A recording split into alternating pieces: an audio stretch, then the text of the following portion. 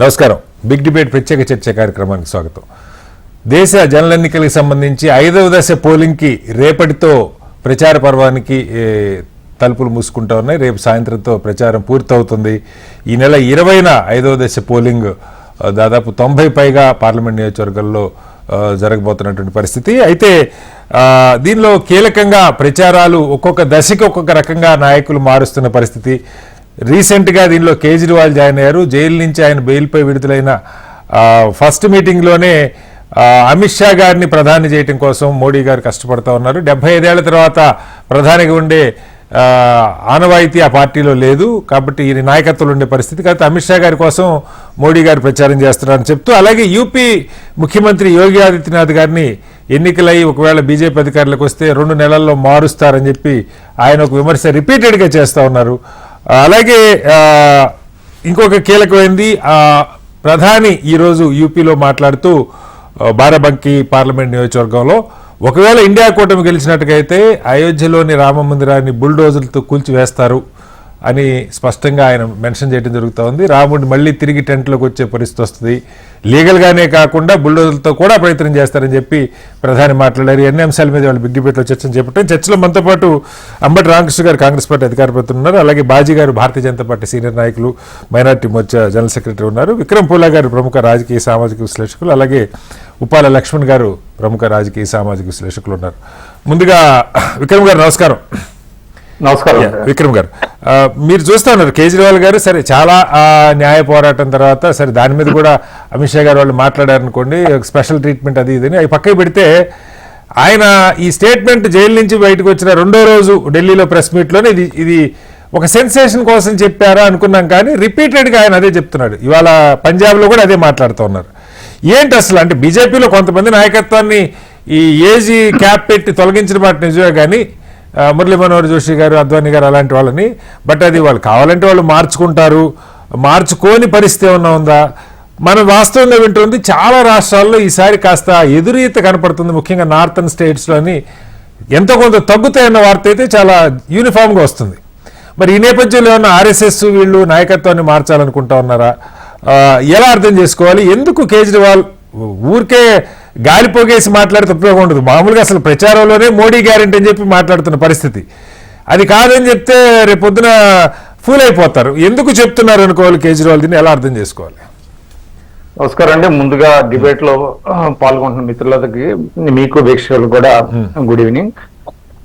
ఖచ్చితంగా అంటే కేజ్రీవాల్ చేసినటువంటి కామెంట్ లో కొంత అర్థం ఉందండి.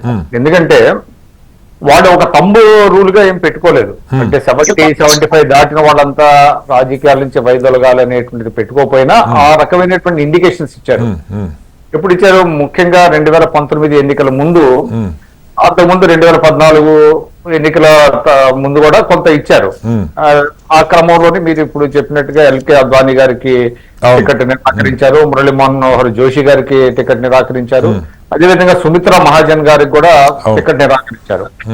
సో అంటే అక్కడ ఒక తమ్ముడు లాగా పెట్టుకున్నారు అనేటువంటిది, దాని మీద కూడా చాలా వరకు డిస్కషన్ జరిగింది. కానీ దాన్ని ఎవరు పెద్ద ఇష్యూ చేయలేదు. ఇటీవల కాలంలో అది మర్చిపోయారు. అయితే మోడీ గారు కూడా ఇప్పుడు దాదాపుగా 75 సంవత్సరాలు, 74 సంవత్సరాలు ఆయన కూడా నెక్స్ట్ ఇయర్ సెప్టెంబర్ కి 75 కంప్లీట్ అవుతాయని. 75 కంప్లీట్ అంటే చంద్రబాబు గారికి ఆయనకి నెలల తేడానే ఉంది చెప్పాలంటే. కనుక ఇప్పుడు అది ఆయన ఒక ఇష్యూ కింద అది తీసుకొచ్చారు, ముందుకు తీసుకొచ్చారు. ఎందుకంటే వాళ్ళు ఏదైతే దాన్ని ప్రచారంలో తీసుకొచ్చి కొంతమంది మంచి నాయకుల్ని వాళ్ళు దూరంగా పెట్టేశారు. ఇప్పుడు మురళీ మనోహర్ జోషి గారు కావచ్చు, లేదంటే సుమిత్రా మహాజన్ గారు కావచ్చు, ఆమె కూడా స్పాట్లెస్ లేడీ, చాలా సార్లు చేసింది, లోక్సభ స్పీకర్ గా పనిచేశారు. వారికి టికెట్ నిరాకరించడానికి ఇదే కారణం అని చెప్పారు. మరి అటువంటిప్పుడు అందరికి అదే రూలు వర్తించాలి.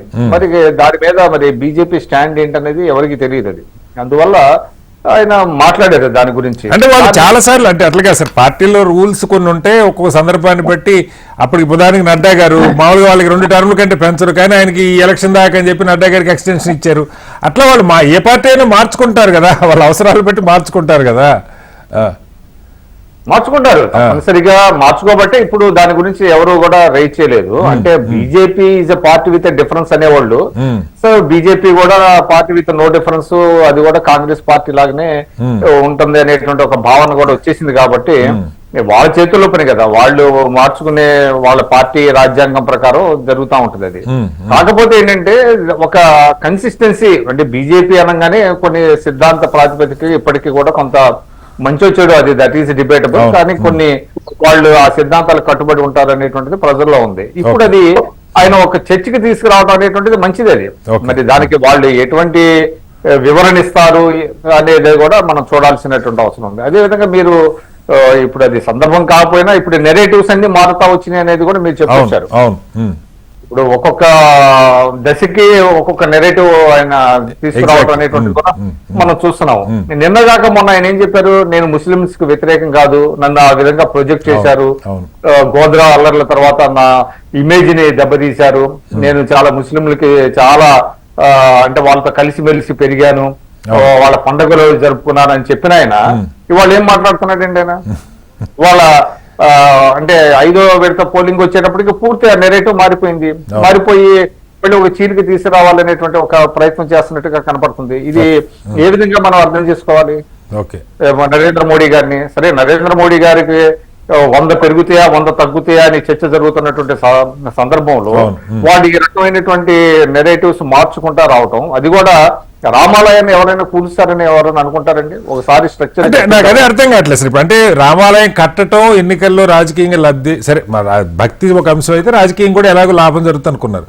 అది మొన్న జరిగిన సిఎస్డిఎస్ లోక్నీతి సర్వేలో కానీ అంటే అసలు 2% కూడా జనం దాని గురించి మాట్లాడుకోవట్లేదు. ఇక్కడ వన్స్ అయిపోయింది, గుడి వచ్చేసింది.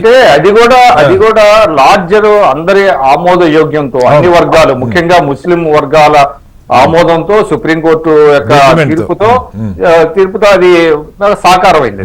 దాని వల్ల ఎవరికి పెద్ద పేచీ లేదు, ఎవరు కూడా దాని గురించి ఎవరు మాట్లాడలేదు. కాకపోతే దానిని రాజకీయ ప్రయోజనాల కోసం ఉపయోగించుకోవటాన్ని రాహుల్ గాంధీ మరి కొంతమంది క్వశ్చన్ చేశారు తప్ప వాళ్ళు ఏమన్నారు, మాకు కూడా దేవుడు మీ ఒక్కడికే కాదు, అయోధ్య రాముడు అందరికీ దేవుడు అనే మాట కూడా మాట్లాడారు. కాబట్టి దానిని ఒక భావోద్వేగ అంశంగా మార్చడానికి చేసే ప్రయత్నం తప్ప అందులో వాస్తవం లేదు. 5వ విడత ఇప్పటికే 4 విడతల్లో కొంత ఎదురుగాలి వీచిన మాట వాస్తవం. ఖచ్చితంగా వాళ్ళు ఆశించినట్టుగా 400 సీట్లు రావనేటువంటిది వాళ్ళకు కూడా తెలిసింది.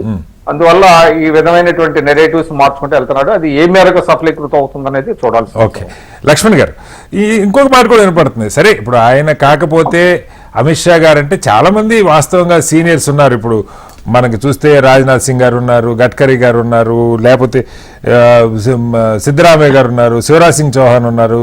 చాలా రాష్ట్రాల్లో ఒక విమర్శ ఏంటంటే ఈ సీనియర్స్ అందరినీ ఇంక్లూడింగ్ వెంకయ్యనాయుడు గారితో సహా ఉపరాష్ట్రపతి చేసి ఆయన పక్కకు పెట్టేశారు. తర్వాత ఇప్పుడు ఆయనకి ఏ పోస్టు లేనటువంటి పరిస్థితి. కేంద్రంలో సీనియర్ మంత్రివర్గంలో ఉన్నాడు. అద్వానీ గారి హయాంలో కలిసి పనిచేసిన వాళ్ళు అందరినీ కూడా దాదాపు ఇప్పుడు ఉన్నదంతా బ్యూరోక్రాట్స్ ఆయన క్యాబినెట్లో అనేది ఒకటి మనకు వినపడుతుంది. ఒక బలమైన కింద బేస్ ఉన్న నాయకుడు లేడు. అలాగే ముఖ్యమంత్రులు కూడా మొన్న కూడా 2-3 ముఖ్యమంత్రులు మార్చేసినటువంటి పరిస్థితి. కొన్ని రాష్ట్రాలు, ఇప్పుడు మహారాష్ట్ర లాంటి చోట అయితే చాలా విమర్శలు. ఇప్పుడు నిన్న హోర్డింగ్ కూలిన దాని మీద ఒక పెద్ద వివాదం నడుస్తూ ఉంది అక్కడ. అసలు 45 గంటల పాటు దాన్ని తీయలేకపోవడం గవర్నమెంట్ ఫెయిల్యూర్ కదా, ఒక చిన్న హోర్డింగ్ పడిపోతే 48 అవర్స్ అది తీయలేకపోవడం అని విమర్శ. అంటే ప్రభుత్వాల మీద కూడా, రాష్ట్రాల్లో ఉన్న బీజేపీ ప్రభుత్వాల మీద కూడా భారీగా విమర్శలు ఉన్నాయి. అది కూటమి ప్రభుత్వాలుగా చేయలేను. ఈ మొత్తంలో ఏదైనా ఒక ప్రయత్నం ఏమన్నా అంటే బీజేపీ కూడా లాంగ్ టర్మ్ ఆర్ఎస్ఎస్ చూసుకుంటారు కదా, ఏ మనిషి శాశ్వతం కాదు కాబట్టి చూసుకుంటారు, అలా ఏమన్నా ఆలోచిస్తున్నారా? లేకపోతే కేజ్రీవాల్ ఎందుకు రిపీటెడ్గా ఇది మాట్లాడతారు?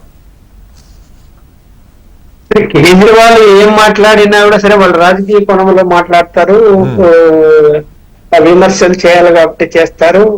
బీజేపీని కాస్త ఇమేజ్ డ్యామేజ్ చేసే ప్రయత్నాలు చేస్తారు. కానీ ఇక్కడ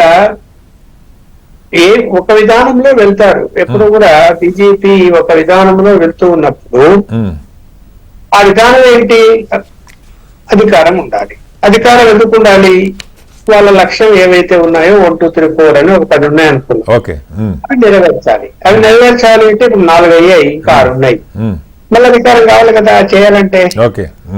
కాబట్టి అధికారంలో రావడానికి ప్రజల యొక్క మూడును బట్టి నిర్ణయాలు తీసుకుంటారు తప్ప అడమెంట్ గా నిర్ణయాలు తీసుకునేటువంటి పరిస్థితి ఉండదు. ఇప్పుడు అద్వానీ గారి పెద్ద ఆయన విషయం వచ్చింది. నేను అద్వానీ గారితో రథయాత్రలో పాల్గొన్నాను, జర్నలిస్ట్ మా యూనియన్ మీటింగ్ పిలిస్తే వచ్చాడు, ఆయనతో కూర్చొని ఫోన్ చేశా, ఆయనతో డిస్కస్ చేశా. తర్వాత వెంకయ్యనాయుడు ఆయనకున్న సన్నిహితం చూసా. వెంకయ్యనాయుడు బ్యాగ్ పట్టుకొని ఆయన వెనుకబడి ఆయన బ్యాగ్ మోసుకుంటూ తిరిగిన కూడా కళ్ళారా చూసినవాడిని.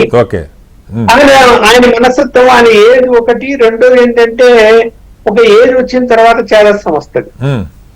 చేదస్తం ఏంటి, ఆ ఉప్పల్ లక్ష్మణ్ మంచోడు నమ్మిన తర్వాత ఉప్పల్ లక్ష్మణ్ ఎన్ని తప్పులు చేసినా కూడా మంచోడు అనుకుంటున్నాడు ఆయన. ఇప్పుడు వెంకయ్యనాయుడు ఎన్ని తప్పులు చేశాడు, మంచోడు అని ఎందుకు అనుకున్నాడు ఆయన? ఇవాళ వెంకయ్యనాయుడు ఆస్తి ఏంది, వాళ్ళ పరిస్థితి ఏంది? ఆ రోజు ఏపీ మేము ఇద్దరు కలిసి పనిచేశాం. టెలిఫోన్ బిల్లు కట్టలేక ఆయన ఇంట్లో డిస్కనెక్ట్ అయింది. బిల్లు కట్టలేక ఎంత? 80 రూపాయలు తెలుసా? 80 రూపీస్ బిల్లు కట్టగా టెలిఫోన్ డిస్కనెక్ట్ అయింది ఆయన ఇంట్లో. అదే ఆయన రాజకీయ రంగ ప్రవేశం. పక్కన పెట్టిన వాళ్ళంతా అవినీతి లేకపోతే అక్రమంగా సంపాదించారని పక్కన పెట్టారనే మీ ఉద్దేశం లక్ష్మణ్ గారు? అన్ని వస్తాయి, అంతే కదా మరి, అన్ని వస్తాయి. ఇవాళ నరేంద్ర మోడీ అవినీతి చేశాడా? ఏది పక్కన పెట్టండి, అవినీతి చేశాడా? మరి మార్చి కాదు కదా నా ప్రశ్న లక్ష్మణ్ గారు. ఇక్కడ కేజ్రీవాల్ చేసిన విమర్శ పక్కకు పెడితే నిజంగా ఏమన్నా ఆర్ఎస్ఎస్ లో గానీ బీజేపీలో గానీ ఇంటర్నల్ బయటకు ఎక్కడ రాలేదు? అమిత్ షా చెప్పారు బీజేపీలో ఏమీ ఉండదు. ఎవరు క్లీన్ గా ఉన్నారు, ఎవరి వలన దేశం అభివృద్ధి చెందుతుంది, ఎవరి వలన అనుకున్న లక్ష్యాలు నెరవేరుతున్నాయి, ప్రజాభిప్రాయం ఎట్లుంది? ఇప్పుడు ఇవాళ ప్రజాభిప్రాయం నరేంద్ర మోడీ గారికి వ్యతిరేకంగా ఉందా? లేదు. పోనీ ఆయన తప్పు పని చేశాడా? చేయలేదు. లాయల్టీ గా ఉన్నాడా లేదా? ఉన్నాడు. ఉన్నప్పుడు ఎందుకు మార్చాలనుకుంటారు? ఏజ్తో పని ఏముంది ఇంకా? ఓకే, వాళ్ళందరికీ వర్తించింది, ఈయనకి ఎందుకు వచ్చింది అంటే ఇప్పుడు ఈయన కార్డు ఉంది. ఇవాళ బీజేపీకి ఓటేయండి అని పిలుపు వచ్చిందా, నరేంద్ర మోడీకి ఓటేయమని పిలుపు వచ్చిందా? నరేంద్ర మోడీ గారికి ఓటేయండి. ఇవాళ మోడీ గారు మాట్లాడారు, బీజేపీ ఎన్డీఏ కూటమిని గెలిపించారు. నిన్నదాకా మోడీ గ్యారెంటీ అనే మాట్లాడుతున్నారు. మారింది కదా. మారిందంటే ఎందుకు మారింది? ఓటర్ల మూడుని బట్టి. ఆయన పేరు చెప్తే ఓట్లు వస్తాయి, ఆయన పేరు చెప్తారు. అధికారం కావాలి కదా, అనుకునేది చేయాలి కదా. ఒకసారి మళ్ళీ వస్తాను లక్ష్మణ్ గారు, ఒక్క సెకండ్ మళ్ళీ మీ దగ్గరికి వస్తాను. డిబేట్ కండి లక్ష్మణ్ గారు, ప్రధానంగా అదే సరే, ఆయన చేస్తున్నది కేజ్రీవాల్ గారి విమర్శలు ఒకటైతే, ఇప్పుడు ఇందాక విక్రమ్ గారు చెప్పారు మొన్న 3rd ఫేజ్ 4th ఫేజ్ లో అంతా మంగళసూత్రాలు తీసుకొని ఇచ్చేస్తారు, గుస్బేటియా, అధిక సంతానం ఉన్న వాళ్ళు ఇవన్నీ మాట్లాడి 5th ఫేజ్ లో మార్చడానికి కూడా యూపీలో ప్రధానంగా ఈ బీఎస్పీ మైనారిటీ ఓటున్న ప్రాంతాల్లో ఇప్పుడు ఈ ఫేజ్ జరుగుతోంది. బీఎస్పీ పడిపోతుంది, ఆ ఓటు కూటమికి ట్రాన్స్ఫర్ కాకుండా ఒక వ్యూహాత్మకంగా ప్రధాని మాట్లాడుతున్నారని కూడా ఒక విమర్శ. అంటే ఏది మాట్లాడినా మరీ రామాలయాన్ని బుల్డోజర్లతో కూల్చేస్తారు అని చెప్పడం ఎలా అర్థం చేసుకోవాలి? అది ఆయన చెప్పడం కాదండి, కాంగ్రెస్ నాయకులు చెప్పారు, మేము అధికారంలో వస్తే రామాలయం తాళం వేస్తామని. మీరు వినలేదేమో, కర్ణాటక నుంచి చెప్పాడు కదా ఒక కాంగ్రెస్ ఆయన. ఇక్కడ ముస్లింస్ కు అగెనిస్ట్ గా నరేంద్ర మోడీ గారు మాట్లాడటం లేదు. కాంగ్రెస్ వాళ్ళు ఏదైతే మాట్లాడుతున్నారో అది చెప్తున్నాడు ఆయన. అలా చేస్తామంటున్నాడు కాంగ్రెస్ వాళ్ళు అంటున్నాడు, ముస్లింలు చేస్తారని లేదు ఆయన. కాంగ్రెస్ వాళ్ళు ఇలా చేస్తారు, రాహుల్ గాంధీ ఇలా చేస్తాడు అని చెప్తున్నాడు. అరే రాహుల్ గాంధీ అంటున్నాడు కదా ఆ మాట. 370 ఆర్టికల్ ఎత్తేస్తానంటాడు, ఆస్తులు సర్వే చేస్తానంటాడు, రామాలయం తాళం చేస్తాను మాట్లాడి పెద్ద ఇష్యూ అయిపోయింది కదా. కాంగ్రెస్ నాయకులు మాట్లాడితే తాళం వేస్తామన్నాడు, తాళాలు వేస్తామన్నాడని, తాళాలు వేస్తామన్నాడు అని మా బుల్డోజర్ అనేది నేను వినలేదు ఈ రోజు. మరి యూపీలో మాట్లాడారు, కాంగ్రెస్ తాళాలు వేస్తుందని అని అంటాడేమో నేను అనుకుంటున్నా. ఒకవేళ బుల్డోజర్ కూడా అని ఉండొచ్చేమో ఆవేశంలో. తప్పేముంది అట్లా? కాంగ్రెస్ వాళ్ళు చెప్తున్నారు కదా అన్ని వ్యతిరేకంగా చెప్తున్నారు కదా వాళ్ళు. మేము ముస్లింస్ కి అనుకూలంగా ప్రతి అంశంలో కూడా ముస్లిం కి అనుకూలంగా మాట్లాడుతున్నారు. ప్రధాని కూడా నేను కూడా ముస్లింస్ కి అనుకూలం, నాకేం వ్యతిరేకత లేదు, వాళ్ళ ఇంట్లో నేను కీరు తిన్నా, ఈద్ జరుపుకున్నాను కూడా ప్రధాని చెప్తున్నారు. బీజేపీ పాలసీలో గాని ఆర్ఎస్ఎస్ పాలసీలో గాని ముస్లిం వ్యతిరేకత అన్నది లేదు. ఆర్ఎస్ఎస్ లో ముస్లిం రాష్ట్రీయ మంచ్ అనేది ఒకటి సంస్థ ఉన్నది, ఆర్ఎస్ఎస్ అనుబంధము. ముస్లిం రాష్ట్రీయ సంఘ దాని పేరు రాష్ట్రీయ మంచ్, ముస్లిం రాష్ట్రీయ మంచ్ అని ఎందుకు పెట్టుకుంటారు? అంటే మరి చాలా కాలం నుంచి ఇప్పుడు 543 పార్లమెంట్ నియోజకవర్గాలకు ఎన్ని జరుగుతుంది లక్ష్మణ్ గారు? ఎన్ని ఒక సీట్ అని ఇచ్చారా ముస్లింస్? మీరు చెప్పగలుగుతారా దేశంలో? ఇప్పుడు గుజరాత్ లో 3 సార్లు అధికారంలోకి వచ్చారు, ఒక్క సీట్ అని ఇచ్చారా? ముస్లిమ్స్ ఎందుకు సీట్లు ఇవ్వలేదు? ముస్లిమ్స్ లేదు అంటే మీకు పార్టీ వ్యతిరేకమా? ఇప్పుడు కొన్ని సందర్భాల్లో ఓడిపోతారని కూడా సీట్లు ఇస్తారు, తప్పదు, మనం సామాజిక సమీకరణాలు చూసుకోవాలి. అలాంటికి ఇస్తారండి, ఎలా ఇస్తారు? అందరూ ఇస్తారు, వీళ్ళు కూడా ఇస్తారు. అలాగే ఎందుకు ఇస్తారు? ఎవరి పాలసీ వాళ్ళకి ఉంటుంది. ఆ పాలసీని ముస్లిమ్స్ వాళ్ళు కేంద్ర మంత్రులుగా లేరా? రాజ్యసభ ఇచ్చారు చెప్పండి. మరి అది ఇంకా ఈజీ కదా, అది గెలవడం కంటే రాజ్యసభ కదా. ఇప్పుడు ఇక్కడ వాదనలకు ఎన్నైనా అంశాలు వాదన కాదు సార్. ఇప్పుడు చాలా మంది నిజంగా బీజేపీ ఈ లైన్ లోకి వస్తే అందరూ సంతోషిస్తారు. వాస్తవం ఏంటంటే అలా అందరినీ కలుపుకుపోయే బీజేపీ 2014లో నెత్తిన పెట్టుకున్న దేశం అదే కదా, అవినీతికి వ్యతిరేకంగా ఒక రాజకీయ పార్టీ వస్తుంది. మీరు చెప్పినట్టు అందరినీ కలుపుకోవాలి అనుకో. కాంగ్రెస్ వాళ్ళు కలుపుకొనిస్తున్నారా? మనం విడగొడుతున్నారు కదా కాంగ్రెస్. రైట్ రామకృష్ణ గారు, మీరు విడగొడుతున్నారు మొత్తానికి. విడగొడుతున్నారు, వద్దంటాడు. మరి జై పాకిస్తాన్ నినాదాలు వస్తాయి. ఇవన్నీ ఎవరు చెప్పి ఒకసారి కాంగ్రెస్ వెర్షన్ కూడా విన్నాం సార్. రామకృష్ణ గారు, మొత్తానికి కేజ్రీవాల్ మాట్లాడి ఎన్ని ఉత్తమ మాటలు, కానీ మోడీ గారి మీద వ్యతిరేకత లేదు, రాష్ట్రాల్లో ప్రభుత్వాల మీద ఎక్కడ వ్యతిరేకత లేదు, ముస్లింలు కలుపుకుందామని దశాబ్దాలుగా చూస్తుంటే కాంగ్రెస్ చెడగొడుతుంది అన్నది సరే లక్ష్మణ్ గారి ఆలోచన. బహుశా జాతీయ స్థాయిలో కూడా వాళ్ళ ఆలోచన ఎలా ఉంది తెలియదు, చెప్పండి సార్. కటారి గారి గుడ్ ఈవినింగ్ అండి. అట్లాగే ప్యానెల్ లో ఉన్న పెద్దలకి, హెచ్ఎంటీవీ ప్రేక్షకులకి. మీరు నాకు లక్ష్మణ్ గారిని అనలిస్ట్ కింద పరిచయం చేశారు ఈ డిబేట్ లో, కానీ నాకు అట్లా అట్లా అట్లా కనపడలేదు. ఆలోచన ఉండొచ్చు కానీ ఇప్పుడు వారు ఇచ్చిన దీన్ని బట్టి అది అట్లా కనపడలేదు. ఒకటి, ఏ లీడర్, కాంగ్రెస్ లీడర్ అయోధ్యకి తాళం వేస్తామని ఎవరు మాట్లాడాల? It's a false narrative. 370 రద్దు చేస్తామని ఖచ్చితంగా కాంగ్రెస్ పార్టీ చెప్పింది, దానికి కారణాలు ఉన్నాయి, దానికి ఆన్సర్ చేస్తాం. నెక్స్ట్, ముస్లింలకు ప్రయారిటీ అనేది కాంగ్రెస్ పార్టీ గాని, రాహుల్ గాంధీ గాని, మా మేనిఫెస్టో గాని ఎక్కడా లేదు. ఇన్ఫాక్ట్ ఖర్గే గారు ప్రైమ్ మినిస్టర్ కి లెటర్ రాశారు, ఇట్లాంటి లక్ష్మణ్ గారు లాంటి వాళ్ళు ఏమైనా మిమ్మల్ని మిస్లీడ్ చేశారేమో, కాంగ్రెస్ పార్టీ మేనిఫెస్టో ఇట్లుందని. అది తప్పు. అవసరమైతే మీరు నాకు అపాయింట్మెంట్ ఇవ్వండి, టైం ఇవ్వండి, నేను 1 by 1 మీకు మా దాంట్లో ఎక్కడ అనుమానం ఉన్నా మీ అనుమానం నివృత్తి చేయడానికి నేను వస్తాను అని ఖర్గే గారు లెటర్ రాశారు. అయిపోయింది. ఎన్రామ్ లాంటి వాళ్ళు, జస్టిస్ లూథర్ లాంటి వాళ్ళు, రాహుల్ గాంధీ అంటే వాళ్ళు కూడా నాకు తెలిసి హృదయం గాయపడి ఉంటుంది. రోజుకు ఒక మాట నరేంద్ర మోడీ మాట్లాడుతా ఉంటే, ఈ అసత్యాలు దేశంలో ఇలా ప్రబలుతా ఉంటే దేశంలో ఒక విచ్ఛిన్న వాతావరణం ఆలోచన మంచిది కదా, ఒక అగ్రస్థాయి డిబేట్ జరగాలి కదా. ఇప్పుడు రాహుల్ గాంధీ ఆలోచన ఏంటి అని లక్ష్మణ్ గారు నేనే మాట్లాడేదానికన్నా, రాహుల్ గాంధీ ఆలోచన ఏంటో రాహుల్ గాంధీ చెప్తాడు, మోడీ గారి ఆలోచన మోడీ గారు చెప్తారు. ఇద్దరు ఎక్కడ విభేదించుకుంటున్నారో చర్చ జరుగుతుంది, వాస్తవం ప్రజల్లోకి. వాళ్ళు కోఆర్డినేట్ చేస్తా ఉన్నారు. మీరే చెప్పండి ఎవరు యాంకర్ గా?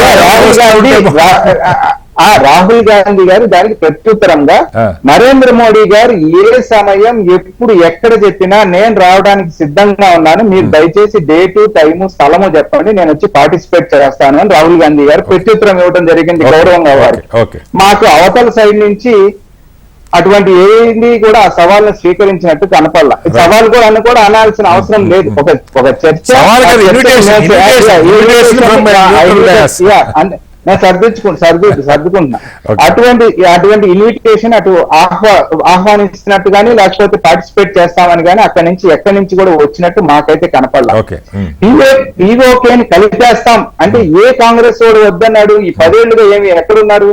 అంటే ఇటువంటి ఒక అసత్య ప్రచారాన్ని ప్రజల్లోకి 10 ఏళ్ళు పరిపాలన చేసిన తర్వాత దే బీయింగ్ ఇన్ పవర్, ఈ రోజుకి వాళ్ళు పవర్ లో ఉండి ఇంకొక 5 ఏళ్ళు ఇస్తే కలుపుతాం అనే మాట మాట్లాడటం, ఈ 10 ఏళ్లుగా ఏం చేశారనేది సమాధానం చెప్పకపోవటం ప్రజల్ని ఎంత తప్పుతో పట్టిస్తున్నారో అర్థం చేసుకోవాల్సిన అవసరం ఉంది. ఇవాళ రామ మందిరం అనేది సుప్రీంకోర్టు డైరెక్షన్ తో మందిర ఆలయ నిర్మాణం జరిగిన తర్వాత, సరే దాని యొక్క ఏది ప్రారంభోత్సవాలు కానీ, శిలాన్యాసం ఎలా జరిగింది, లేకపోతే దేశంలో అదే సార్ ఆ టైం లేదు.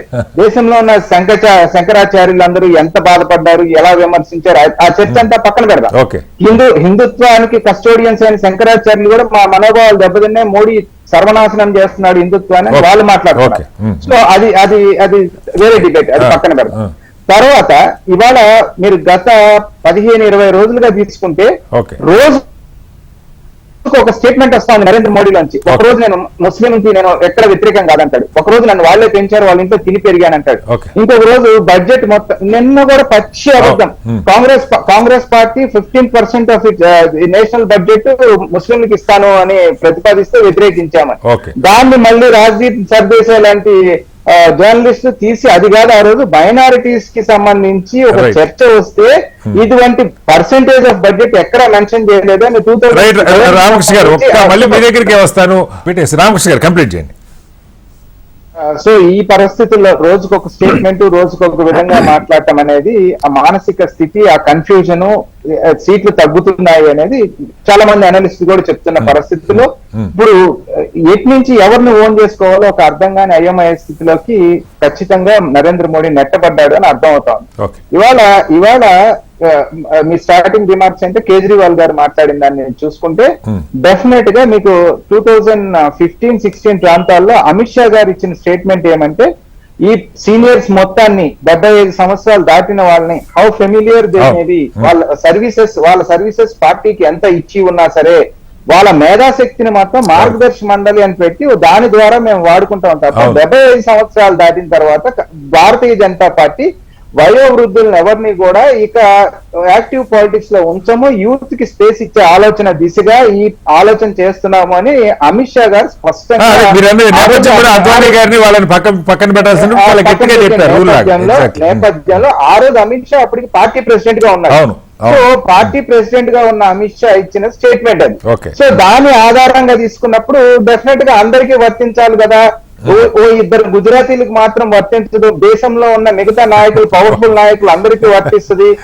మనోహర్ లాల్ ఖట్టర్ లాంటి వాళ్ళు, లేకపోతే ఉమాభారతి లాంటి వాళ్ళు, లేకపోతే వసుంధరా రాజే లాంటి అలాంటి అంటే వీళ్ళందరినీ అంటే ఎవరైతే స్ట్రాంగ్ ఫౌండేషన్ పిల్లర్స్ లాంటి వాళ్ళు భారతీయ జనతా పార్టీలో ఉన్నారో వాళ్ళందరినీ పక్కకి నెట్టేసి ఈ ఇద్దరు గుజరాతీలే పరిపాలిస్తాము అనేది ఇవాళ భారతీయ జనతా పార్టీ తీసుకెళ్లదలుచుకుంటే ఆ స్టాండ్ డెఫినెట్ గా వాళ్ళు ఇష్టం అది, దాన్ని మనం ఎవరు కాదనడానికి వీల్లేదు. కానీ ఆ రోజు stand Bharatiya Janata party stand ఆ రోజు అది ఉన్నది.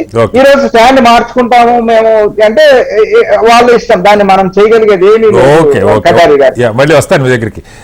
బాజీ గారు ఇప్పుడు ఇంకొక 4-5 పేర్లు రామకృష్ణ గారు చెప్పారు. వీళ్ళంతా ఒకప్పుడు స్టాల్ వాల్స్ గా ఉన్న వాళ్ళు పార్టీలు, మీ పార్టీలోని వేరే పార్టీల నాయకులు కాదు, మీ పార్టీ అగ్రనాయకత్వంలో ఇవాళ పేరుకి 2-3 ఉన్న ఇప్పుడు రాజ్నాథ్ సింగ్ గారు లాంటి వాళ్ళు లేదా గడ్కరీ లాంటి వాళ్ళు వాళ్ళ పాత్ర నామమాత్రం అయిపోయిందని జనం అనుకుంటున్న మాట. అది నిజమా కాదా మీరు ఏమన్నా చెప్పొచ్చు. కానీ బట్ ఫైనల్ గా ఇప్పుడు ఈ మంచిదే, ఇప్పుడు అమిత్ షా గారు నంబర్ 2గా ఉన్నారు, ఆయన ప్రధాని చేస్తారంటే కూడా ఎవరు కాదనే పరిస్థితి కాదు. కానీ కేజ్రీవాల్ ఒక్కడే ఎందుకు అంత రిపీటెడ్ గా దాన్ని చెప్తున్నాడు? దాన్ని ఆయనకేమన్నా సమాచారం ఉందా లేదా ఏమైనా అలాంటి చర్చ జరుగుతుందా ఇంటర్నల్ గా? సార్ నమస్కారం శ్రీనివాస్ గారు, అదేవిధంగా ప్యానల్ ఉన్నటువంటి పెద్దలకి చూస్తున్న వ్యూవర్స్ కూడా నమస్కారం తెలియజేస్తాను. సార్ వన్ థింగ్ ఏంటంటే కేజ్రీవాల్ పదే అమిత్ షా గారు ప్రధానమంత్రి అవుతారు, నరేంద్ర మోడీ గారు వెళ్లిపోతారు.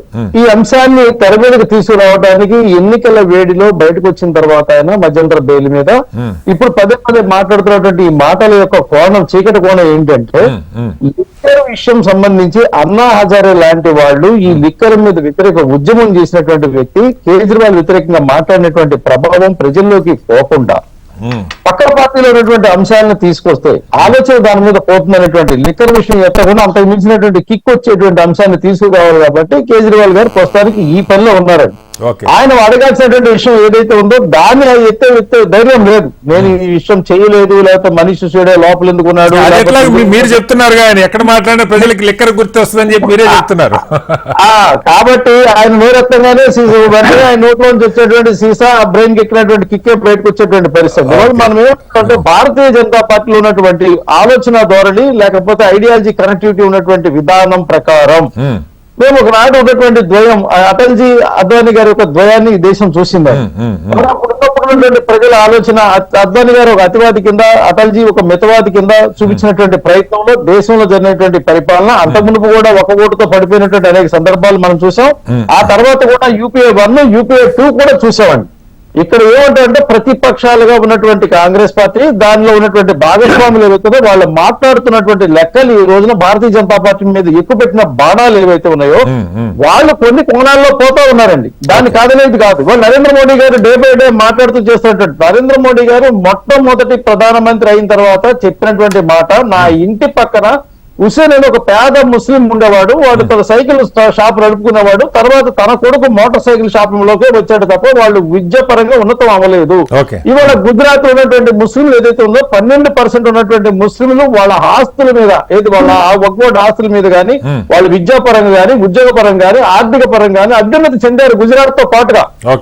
అదే పద్ధతి మధ్యప్రదేశ్ లో జరిగింది, అదే పద్ధతి వాళ్ళు రాజస్థాన్ లో జరిగింది, అదే పద్ధతి వాళ్ళు మిగతా క్రైస్తవ రాష్ట్రాలు ఏవైతే ఉన్నాయో ఈశాన్య రాష్ట్రాలు మొత్తంలో కూడా గోవాతో సహా. ఎందుకు సార్ 6 సార్లు 5 సార్లు ఎందుకు గెలుసు సార్ భారతీయ జనతా పార్టీ? అక్కడ ప్రజల మన్నలు ఎందుకు పొందింది చెప్పండి.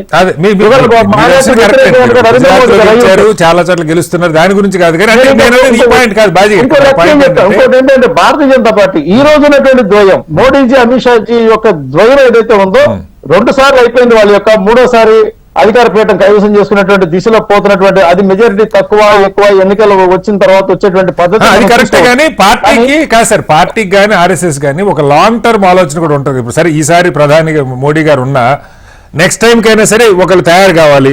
యోగి ఆదిత్యనాథ్ గారి పేరు వినపడుతుంది, అమిత్ షా గారి పేరు వినపడుతుంది.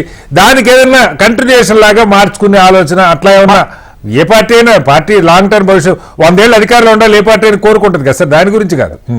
సార్ ఇక్కడ మీకు ఒక మాట చెప్తున్నానండి, నరేంద్ర మోడీ గారి లాంటి నాయకులు మా దగ్గర ఉన్నటువంటి మా సైద్ధాంతిక భావన ఏదైతే రాష్ట్రీయ స్వయం సేవక సంస్థ దగ్గర 100 మంది ఉంటారండి. అలా 100 పోలిస్తే అమిత్ షా గారు లాంటి వాళ్ళు 200 మంది ఉంటారండి.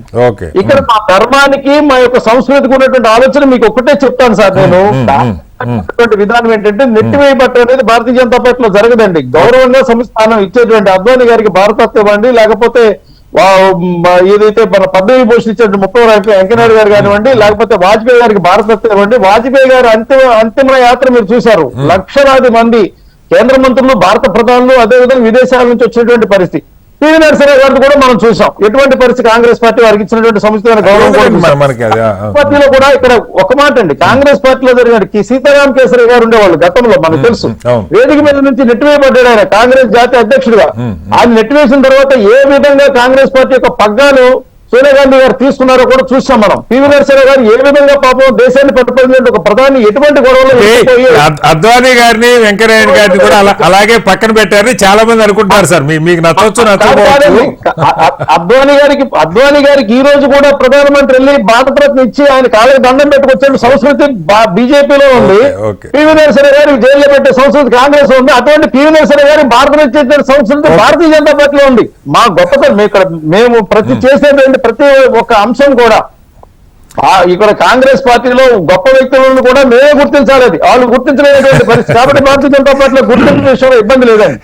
మళ్ళీ ఒక మాట చెప్తానండి, రాహుల్ గాంధీ గారు ఏమన్నారంటే పఠాన్కోట్ లో దాడి జరిగినప్పుడు పాకిస్తాన్ మనం డైరెక్ట్ గా జరిగిందని చెప్తా ఉంటే ఎందుకు అనవసరంగా నిందిస్తారు పాకిస్తాన్ ని, దాని ఇన్వాల్వ్మెంట్ ఉందో లేదో మీరు చూసుకోరా అని చెప్పినటువంటి వాళ్ళు కానీ, ఏదైతే హిజ్బుల్ ముజాహిద్దీన్ సంబంధించి కానీ లేకపోతే ఒకప్పుడు హజరత్ బాల్ దర్గాలో కానీ తీవ్రవాదులు పెంచి పోషించిన వాళ్ళు కానీ కసబ్ లాంటి వాడిని 12 ఏళ్ల పాటు వాళ్ళ యొక్క కంట్రోల్లో పెట్టుకొని ఏదైతే దర్యాప్తు నిమిత్తం పోషించినటువంటి విధానం కానీ ముస్లింలకు సంబంధించిన దగ్గర అయితే రామకృష్ణ గారు ప్రెసిడెంట్ గారు పిఓకే 10 ఏళ్ల నుంచి ఎవరు కలపొద్దన్నారు, ఎవరిని కాంగ్రెస్ వాళ్ళు వద్దన్నారా? కలుపుతున్నాం సార్. జమ్మూ కాశ్మీర్ లో ఈ రోజున రాళ్లేసే వాళ్ళు లేరు, తుపాకుల శబ్దాలు లేవు. సార్ వాళ్ళకి శ్రీనివాస్ గారు G20 దేశాల యొక్క సమావేశాన్ని జమ్మూ కాశ్మీర్ లో పెట్టడం అనేది ఈ దేశ ప్రధాని యొక్క ధైర్యానికి ఒక ఉదాహరణ. మొత్తానికి ఇలాంటి చర్చ అయితే ఏమీ లేదంటారు, నాయకత్వ మార్పు చర్చ అయితే ఏమీ లేదంటారు. భారతీయ జనతా పార్టీ సార్ కటా శ్రీనివాస్ గారు ఒక్క మాట చెప్తాను, భారతీయ జనతా పార్టీ ముస్లింల సంతుష్టీకరణ రాజకీయాలు చెయ్యరు. ముస్లింలని భారతదేశ పౌరులుగా వాళ్ళకి సీట్లు కూడా ఇవ్వదు. దాని విషయం కూడా ఇందాక లక్ష్మణ్ గారు ఏదో చెప్పారు, ఎక్కడ దేశంలో ఒక సీట్ ఇచ్చిన పాపాలని చాలా మంది నివేదికలు కూడా బయట పెడుతున్నారు సార్. అది అంటే సార్ ఇక్కడ ముస్లిం మీరు సార్ శ్రీనివాస్ గారు ముస్లింలు కాబట్టే సీట్లు ఇస్తామనేటువంటి ఒక మత ప్రాతిపదిక మీద రాజకీయాలు చేసేటువంటి ఆలోచన భారతీయ జనతా పార్టీకి ఉండదండి. సమాజాన్ని విచ్ఛిన్నం చేసేటువంటి అంటే ఎట్లాగా సార్ ఇప్పుడు మోడీ గారు బీసీని ప్రధాని చేయగలిగింది పార్టీని బీసీలో ఇది వాడుకుంటారు, ముస్లింలకు ఇవ్వడానికి అభ్యంతరం ఏముంటది సార్? బీసీ అనేవాడైనా, ఎస్సీ అనేవాడైనా, ఎస్టీ అనేవాడైనా, ఎవరైనా సరే మన దేశ సమాజంలో ఉన్నటువంటి వ్యక్తులే ముస్లింలతో పాటే. కానీ ముస్లిం అనేది మతం పేరు మీద వద్దంటాం మనం. ముస్లింలు కావాలంటే మనం మతం పేరుతో ఎవరు చెబుతారు సార్? మేము మతం పేరుతో చెప్పట్లేదు కదా. ఓకే, మళ్ళీ వస్తాను రాజు గారు, మళ్ళీ వస్తారు. విక్రమ్ గారు, ఇక్కడ ఇంకొక పాయింట్ కూడా వినపడుతుంది. ప్రధానంగా యోగి గారి విషయం ఏంటంటే ఒక బలమైన రాష్ట్రానికి తిరుగులేని నాయకుడికి ఎదుగుతున్నాడు. ఇందాక రామకృష్ణ గారు చెప్పారు, చాలా రాష్ట్రాల్లో ఇప్పుడు శివరాజ్ సింగ్ చౌహాన్ గారు కానీ, లేదా వసుంధర రాజే కానీ, అంతకుముందు ఉమాభారతి గారు కానీ బలమైన నాయకత్వాలు రాష్ట్రాల్లో ముఖ్యమంత్రిగా ఉన్న రీసెంట్ కూడా 2-3 మార్చిన పరిస్థితి మనం చూస్తాం. ఏంటిది ఇది లాంగ్ టర్మ్ ఆలోచన బీజేపీలో ఏదైనా ఉండి కేజ్రీవాల్ మాట్లాడుతున్నారు అనుకోవాలి? అమిత్ షా గారు లాంటి వాళ్ళని మరొకళ్ళను ముందుకు తీసుకురావాలంటే వీళ్ళని కొంచెం సైడ్ లైన్ చేయాలి యోగిని, అట్లాంటి ఆలోచనలు ఉండుంటాయా? లేకపోతే ఈయన ఊరక సరే మామూలుగానే కేజ్రీవాల్ కొంచెం సెన్సేషన్ మాట్లాడతాడని అందరూ అంటారు, ఆ రకంగా చూడాలా? దానికంటే ముందంటే ఒక్క పాయింట్ నేను ప్రస్తావించదలుచుకున్నాను. ఎప్పీస్మెంట్ పాలిటిక్స్ గురించి బాజీ గారు చెప్పారు. అంటే సంతుష్టీకరణ మేము చేయము ఏ వర్గాలకు అనేది. కానీ ఇక్కడ మనం అర్థం చేసుకోవాల్సింది ఏంటంటే భారతదేశం అనేది భిన్న సంస్కృతులు, భిన్న వర్గాలు, భిన్న జాతులు సమూహం. దీంట్లో మనకి ఇంక్లూజివ్ గ్రోత్ అనేటువంటిది, ఇంక్లూజివ్నెస్ అనేది ఎప్పుడు వస్తుందండి? అందరినీ కలుపుకొని వెళ్తేనే తప్ప అది వాళ్ళకి ప్రాతినిధ్యం ఇవ్వాల్సినటువంటి బాధ్యత అన్ని రాజకీయ పార్టీల మీద ఉంటుంది తప్ప మేము ఇష్టానుసారంగా మాకు అధికారం ఉన్నది, మేము ఇచ్చిన వాళ్ళే ప్రజాప్రతినిధులు తప్ప వాళ్ళకే సీట్లు ఇస్తాము, మిగతా వాళ్ళకి ఇవ్వమంట అనేది చాలా దారుణం అండి. అందువల్ల ఒక పాయింట్ అండి, నన్ను లెట్ మీ చెప్పండి. 12% ఉన్నటువంటి ముస్లిం మైనార్టీలకి కనీసం సీట్లు ఇవ్వకపోవటం, కేంద్ర కేబినెట్ లో 80 మంది దాదాపుగా 80 మంది మంత్రులు ఉంటే ఒక్క మైనార్టీ మంత్రి లేకపోవటం అనేది ఏ విధంగా మనం అర్థం చేసుకోవాలండి? దాన్ని ఎప్పీస్మెంట్ అంటామా, లేకపోతే వాళ్ళని విస్మరించడం అంటామా? ఇవాళ లిప్ సర్వీస్ కాదు కావాల్సింది, అందరినీ కలుపుకొని వెళ్ళటం. నేను చాలా నాకు ఇమేజ్ దెబ్బతీశారు, నేను వాళ్ళకి చాలా దగ్గర వాడిని ఈ చెప్పుకోవటం కాదండి. చెప్పుకోవటం లిప్ సర్వీస్ యాక్షన్ లో కనపడాలంటారు. డెఫినెట్ గా యాక్షన్ ఎందుకు ఇవ్వరండి? ఇప్పుడు ఇది మనకి భారతదేశంలో అది ఇంక్లూజివ్నెస్ లేకపోతే భారతదేశం అది ఫ్రాగ్మెంట్ అయిపోతుంది, అందరినీ కలుపుకు వెళ్ళకపోతే. అందువల్ల వాళ్ళు ఏదైతే యూపీలో చేశారో లేకపోతే దేశవ్యాప్తంగా అనుసరిస్తున్నారో ఆ మోడల్ అనేది కరెక్ట్ కాదు. ఇంకోటి ఇప్పుడు మీరు చెప్పారు అరవింద్ కేజ్రీవాల్ గారు లేవనేది, అవి పర్టినెంట్ పాయింట్సే. గతంలో ఎందుకంటే ఇందిరాగాంధీ గారు ప్రధానిగా ఉండగా ఇట్లానే బలపడనివ్వకుండా చాలా మంది తరచుగా ముఖ్యమంత్రులు మారుస్తున్నారు అనేటువంటిది. అంటే ఇప్పుడు యూపీలో సీట్లు తగ్గుతాయన్న చర్చకు కూడా ఇదే కారణం అని ఒక చర్చ నడుస్తుంది. విక్రమ్ గారు, మీకు కూడా తెలుసు యోగికి అమిత్ షాకి పడట్లేదు, ఆ కారణంగా కూడా అక్కడ కొంత రిఫ్ట్ ఉంది. ఈ జాట్ వర్గాన్ని కాస్త కంట్రోల్ చేసే ఆలోచనలో ఉన్నారు బీజేపీ అగ్రనాయకత్వం అని ఇది కూడా చెప్తా ఉన్నారు. జాట్లు వ్యతిరేకం అవుతున్నారు ఈ కారణంగా కూడా చెప్తున్నారు. అంటే యూపీని ఒకప్పుడు మొత్తం ఒక అమిత్ షా గారు చూశారండి, 2014 కావచ్చు, 2019 కావచ్చు. అయితే అక్కడ యోగి ఆదిత్యనాథ్ గారు కూడా ఒకప్పుడు ఎంపీగా ఉన్నాయని తీసుకొచ్చి ముఖ్యమంత్రిని చేశారు. సరే, ఆయన బలపడ్డాడు. ఇవాళ ఆయన నంబర్ 2, నంబర్ 3 స్థానంలో ఉన్నాడని వాళ్ళు పార్టీలో చెప్తున్నారు. సరే, ఇవాళ వాళ్ళకి చాలా కీలకంగా ఉన్నది యూపీ ఎలక్షన్స్ అనేది. వాళ్ళకి యూపీలో సీట్లు అనేటువంటిది చాలా కీలకం.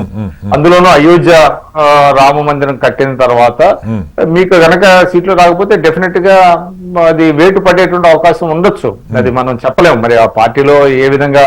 అయితే నేను అనుకోవటం ఏంటంటే యోగి ఆదిత్యనాథ్ కూడా పెద్దగా పవర్ మాంగర్ కాకపోవచ్చు, పవర్ మాంగర్ కాదు అంటే దాన్ని అంటి పెట్టుకొని ఉండేటువంటి పరిస్థితి కూడా కాదు. కాబట్టి అనుకోవటం పెద్దగా అతను పక్కకు తీసి అతను రివోల్ట్ అవుతాడా లేదా చర్చ కాదు సార్. అతను బాగా చేశాడనే కదా 2 సార్లు ప్రజలు అక్కడ పట్టం కట్టారు. అందుకని మార్చొచ్చు వాళ్ళు. ఏంటంటే మళ్ళీ అమిత్ షా గారికి ఒక ఇది అంటే ఇప్పుడు ఒక చర్చ ఏముంది నిన్న మొన్నటి వరకు ఏంటంటే ఎవరు ఆయనకు వారసుడు అంటే యోగి ఆదిత్యనాథ్ అనేటువంటి ఒక మాట వినపడింది బాగా. బహుశా నేను అనుకోవటం ఏంటంటే దానిని పక్కకు తెప్పించడం కోసం అమిత్ షా గారు ఆయన మీద వెయిట్ వేసేటువంటి అవకాశం కూడా ఉండొచ్చు, మనం చెప్పలేము. We cannot rule out. మళ్ళీ వస్తాను. లక్ష్మణ్ గారు, ఇప్పుడు మనం మాట్లాడుకుంటా ఉన్నాం చాలా మంది ఇప్పుడు అవినీతి ముద్ర లేని ఇప్పుడు శివరాజ్ సింగ్ చౌహాన్ లాంటి వాళ్ళు లేదా వసుంధరాజు లాంటి వాళ్ళు వీళ్ళెవరికి ఒక బ్రాండింగ్ ఎలివేషన్ రావట్లే. ఎంత ఇప్పుడు ఆల్మోస్ట్ శివరాజ్ సింగ్ చౌహాన్ గారు అయితే మోడీ గారితో సమకాలీనంలో ఇంకా ఆయనకంటే సీనియర్ అనుకుంటా వాస్తవంగా అయితే నాకు తెలిసి వయసు రీత్యా. వాళ్ళెవ్వరికీ కూడా అసలు కనుచూపు మేరల్లో నెక్స్ట్ ప్రధాని మోడీ గారి తర్వాత అన్న ఆలోచన కానీ లేదు. నడ్డా గారు లాంటి వాళ్ళు ఇప్పుడు ఉన్నా కూడా పార్టీ ప్రెసిడెంట్ ఉన్నా కూడా ఏం లేదు. వచ్చిన పేర్లల్లా మనకి అమిత్ షా గారు తర్వాత యోగి ఆదిత్యనాథ్ పేరే బయట వినపడతా ఉన్నాయి. మీడియాలో ప్రచారం వాళ్ళు చెప్పారని నేను అనట్లేదు. బట్ ఆ యోగి ఆదిత్యనాథ్ గారిని కొంచెం కంట్రోల్ చేసే ఆలోచన ఏమన్నా ఉందా? దీని వెనక వేరే ఆలోచనలు పెద్ద వ్యూహాలు ఏమైనా ఉన్నాయా? ఏం చెప్తారు?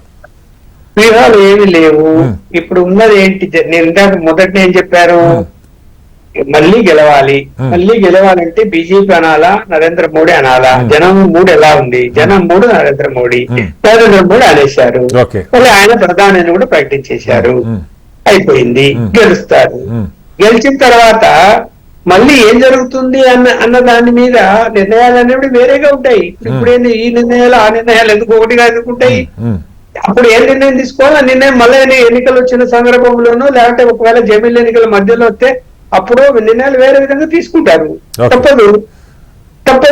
ఇప్పుడు దాంట్లో మళ్ళా ఖచ్చితంగా అమిత్ షా అని మళ్ళీ నెక్స్ట్ ప్రైమ్ మినిస్టర్ అని ఎవరు చెప్పారు? అంటే అట్లానే కాదు. ఎందుకంటున్నానంటే ఇప్పుడు మధ్యప్రదేశ్ లో పక్కన పెట్టారు. ప్రభుత్వం మారి కాంగ్రెస్ వచ్చినా మళ్ళా తిరిగి బీజేపీ తెచ్చుకున్న తర్వాత కూడా వాళ్ళిద్దరు కాకుండా ఇంకొక ఆయన రావచ్చు ఎవరైనా. నేను అదే అడుగుతున్నాను. బీజేపీలో నాయకత్వ లోపం ఏమీ లేదు. ఓకే, ఒక 10 మంది ప్రధానమంత్రిగా అర్హత ఉన్న వాళ్ళు ఉన్నారు ఇప్పటికీ. కాదు కాంగ్రెస్ లో బయటికి రావచ్చు అని మీరు ఏమనుకుంటున్నారంటే, మీరు కాదు కాంగ్రెస్ వాళ్ళు కానీ సోషల్ మీడియా వాళ్ళు కానీ లెఫ్టిస్టులు కానీ ఏమని భావిస్తున్నారంటే వీళ్ళిద్దరు ఆర్ఎస్ఎస్ కూడా డామినేట్ పడేసి బీజేపీని క్యాప్చర్ చేసేశారు. అలాగే ఇండియాను కూడా క్యాప్చర్ చేసేస్తారు. భవిష్యత్తులో ఎన్నికలే ఉండవు. వీళ్ళిద్దరిదే రాజ్యము అంటే ఈ మన ప్రజాస్వామ్య దేశంలో నడుస్తుందా? ఆర్ఎస్ఎస్ కంట్రోల్ లో ఉంటే ఆర్ఎస్ఎస్ అలా నడుస్తుందా? ఒప్పుకుంటారా? ఎవరు ఒప్పుకోరు. నేను అదే అడుగుతున్నాను సార్. RSS correct point. ఇప్పుడు నా పాయింట్ అదే. ఇప్పుడు మోడీ గారు మూడోసారి కూడా గెలవచ్చు, కానీ 4వసారి 5వసారి కూడా మోడీ గారి ప్రధాని కాదు కదా. సో ప్రత్యామ్నాయాన్ని తయారు చేసుకునే క్రమంలో మోడీ గారి తర్వాత అమిత్ షా గారు ఉండే అవకాశం ఉందా, లేకపోతే యోగి ఆదిత్యనాథ్ ఉండే అవకాశం ఉందా? ఏమి అసలు వాళ్ళిద్దరు ఉంటారని కూడా నేను చెప్పలేదు. ఆ ఇద్దరు కాకుండా ఇంకొకరు వేరే వాళ్ళు కూడా ఉండొచ్చు. వాళ్ళిద్దరని కూడా చెప్పారు. ఏంటి ఇక్కడ అమిత్ షా ఏమన్నా నాకు కోరిక ఉంది ఇక్కడ దేశంలో కనపడుతున్న నాయకత్వం కాకుండా ప్రధానికి బయట నుంచి సడన్ గా గాలిలోంచి తెచ్చి పెట్టారు. యోగి ఆదిత్యనాథ్ అలాగే పెట్టారు. ఉన్నారండి, 10 మంది పైన ఉన్నారు. డిసిప్లిన్ పార్టీ అది. ఇప్పుడు కూర్చుంటారు మీటింగ్ లో, బాబు ఈసారి నువ్వు అవసరం లేదు తప్పుకో అంటే నోరు మూసుకొని తప్పుకొని బయటకు వస్తారు. అంతేగాని ఎదురు తిరుగుతారా? నోరు మూసుకొని తప్పుకో అనే వాళ్ళు ఎవరు? అది నా పాయింట్. అది అనేవాళ్ళు ఎవరండి? పెద్దలు కూర్చుంటారు మాట్లాడతారు. అనేవాళ్ళు ఎవరంటే నాకు అర్థం ఉండండి. మీరు అడిగిన ప్రశ్నకు సమాధానం చెప్తా. బీజేపీ ఎవరి అనుబంధ సంస్థ చెబుతుందా? ఓకే చెప్పాలి మీరే, నేను చెప్తాను మీరే తెలీదా? Okay right. సో అనుబంధంగా ఉన్నప్పుడు ఎవరు మాట్లాడారు? కంట్రోల్ అక్కడే ఉందంటారు. ఓకే అంతే. మరి ఓపెన్ సీక్రెట్ కదా, అనుబంధ సంస్థ కాదా? అవును కదా. అనుబంధ సంస్థ అనేక అనుబంధ సంస్థలు ఉన్నాయి. సంస్థలన్నీ కూడా వాళ్ళ దగ్గర వెళ్ళి కూర్చుంటారు, పెద్దల దగ్గర మాట్లాడుకుంటారు. నిర్ణయాలు ఏం జరిగితే దాన్ని ఒబే చేస్తారు, కలిసి కూర్చుంటారు. ఇప్పుడు మేము ఒక 100 మంది కూర్చోంటారు అనుకోండి, మీటింగ్ జరుగుతుంటుంది. కేంద్ర మంత్రి వచ్చాడని చెప్పి అతని నుంచి ముందు కూర్చోడు, ఎరగలు కూర్చోవాల్సిందే తెలుసా? సిస్టమ్ అలాగే ఉంటది. లేదు బాబు, ఈవెన్ మోడీ గారు కూడా గెలిచిన తర్వాత మోడీ గారికి నమస్కారం బాబు, మీరు కాదు ఇదిగో ఉపలక్ష్మణ పెట్టేస్తున్నామంటే మోడీ గారు కాదు సార్. అది పార్టీగా ఆర్ఎస్ఎస్ గా ఉన్నప్పటి పరిస్థితి. ఇవాళ మీరు చూసారు అయోధ్యలో మోహన్ భగవత్ గారు ఎక్కడున్నారో మొత్తం అంతా చూసింది. ఈయన కూర్చున్న తర్వాత ఈయన కూర్చోమంటే ఆయన కూర్చున్న పరిస్థితి, ఆయనకి ఆసనం కూడా ఇలా మీరు లైవ్ అంతా దేశం అంతా చూసింది. ఆర్ఎస్ఎస్ ని బీజేపీ కంట్రోల్ చేసే పరిస్థితిలో ఉన్నది బీజేపీ ఆర్ఎస్ఎస్. అదంతా భ్రమ. ఇప్పుడు అక్కడేదో ఒక సీన్ కనపడింది అని చెప్పి ఇప్పుడు ఆయన నమస్కారం పెట్టుకుంటూ పోతున్నాడు ప్రధానమంత్రి. అద్వానీ గారు అక్కడ నిల్చోన్నారు. ఆయన దృష్టి ఎదురుగా అద్వానీ గారు లేరు సార్ అసలు. పెట్టలేదంటే ఏం చెప్పాలి దానికి? అలా విజువల్స్ దొరుకుతాయి. ఓకే దాన్ని చూపించి చెప్ప అద్వాని గారిని మోడీ గారు లెక్క పెట్టలేదు, అద్వాని గారి ఇంటికి కాళ్ళకి నమస్కారం పెట్టింది, అది కనపడవా? Okay right. ఓకే మొత్తానికి అలాంటి ఒక లైన్ ఒక ఆర్డర్ ఏం లేదు, అది అప్పటికప్పుడు నిర్ణయం చేస్తారంటారు అంతేనా? అంతే.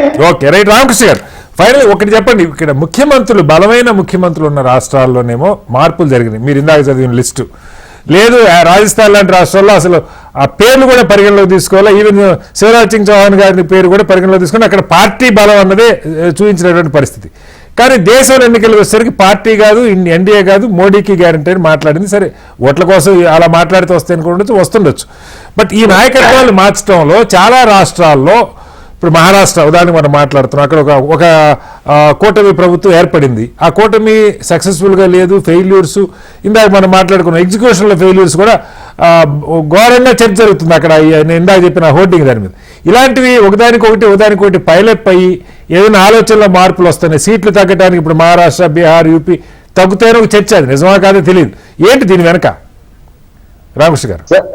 సార్ సీట్లు తగ్గుతాయి అనేది అంటే మీరు నేను మాట్లాడడమో లేకపోతే నేను పార్టీ వాడిగా చెప్పడం కాదు, కానీ major all India wise major అనలిస్టులు మొత్తం కూడా చెప్తున్న విషయం. అక్కడ శరద్ పవార్ పార్టీ కానీ లేకపోతే ఉద్ధవ్ ఠాక్రేకి సంబంధించి కానీ మేజర్ వెన్నుపోటు పొడిచారనే అభిప్రాయం మహారాష్ట్రలో చాలా తీవ్రంగా ప్రబలింది అనేది ఒకటి. రెండు ఈ నాందేడ్ ప్రాంతంలో రైతులు బాగా వ్యతిరేకత ఉన్నారు ఏకనాథ్ షిండే ప్రభుత్వం పైన.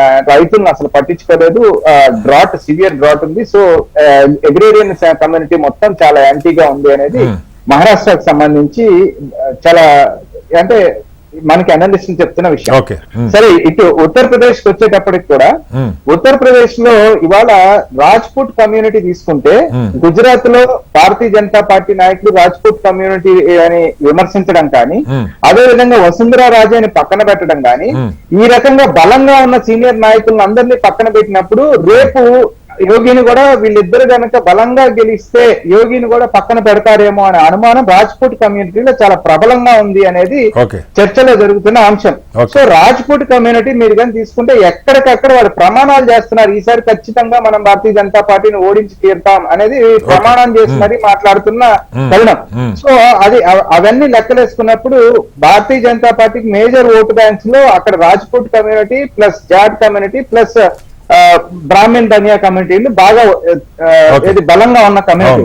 సో దాంట్లో నుంచి Jats and at the same time Jats ఎందుకంటే రైతు వ్యతిరేక హర్యానాలో కానీ లేకపోతే పంజాబ్ లో కానీ వీళ్ళు మన రబ్బర్ బుల్లెట్లతో కాల్చినప్పుడు ఒక 2-3 చనిపోవడం కానీ రైతుల పట్ల వీరు వ్యవహరించిన తీరు.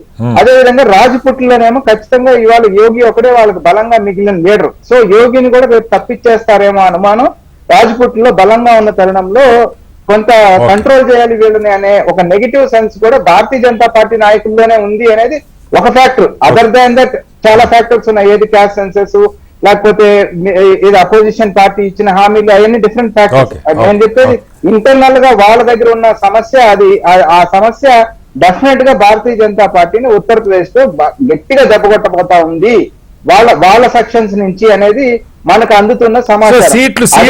సీట్లు తగ్గేది వంకగా చూపించి ఆదిత్యనాథ్ని తప్పించే అవకాశం ఉందని అంటున్నారా?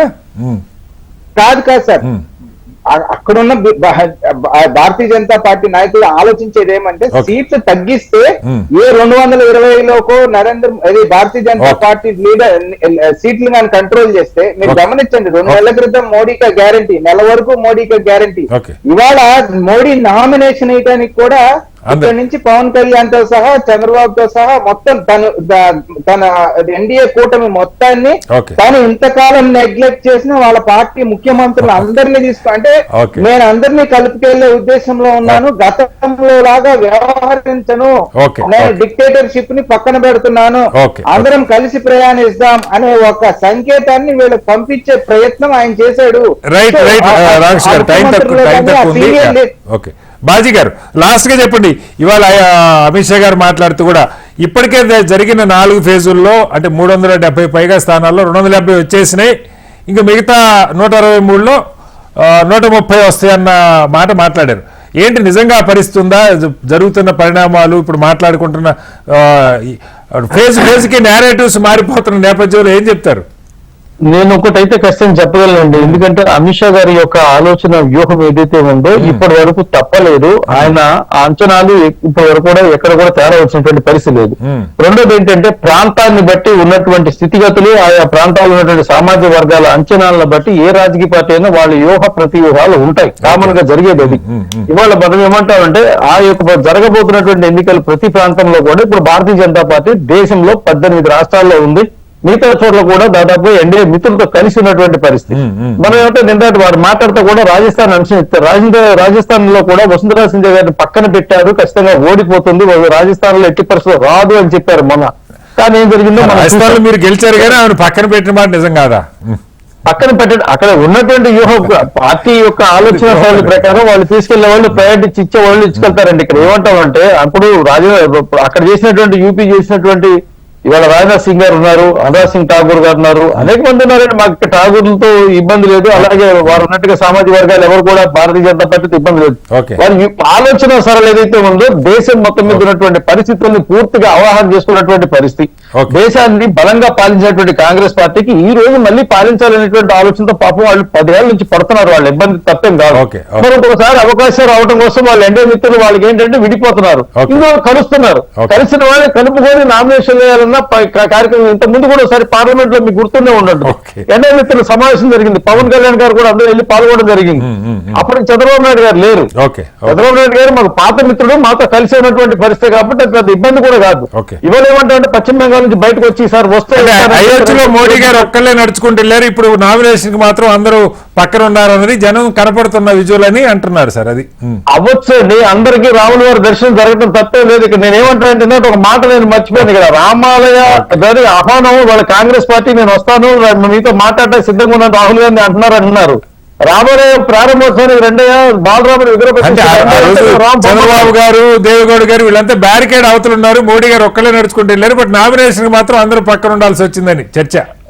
అయ్యో సార్, ఏదైనా జరగండి, అల్టిమేట్ గా ఈ దేశాన్ని పరిపాలించే అవకాశం మళ్ళీ మోడీ గారికి భారతీయ జనతా పార్టీ ఎన్డీఏ కూటమి వస్తారా అనేది లెక్క అండి. బాజీ గారు, మొత్తంగా 5వ దశకైతే రేపటితో ప్రచారం పూర్తవుతుంది.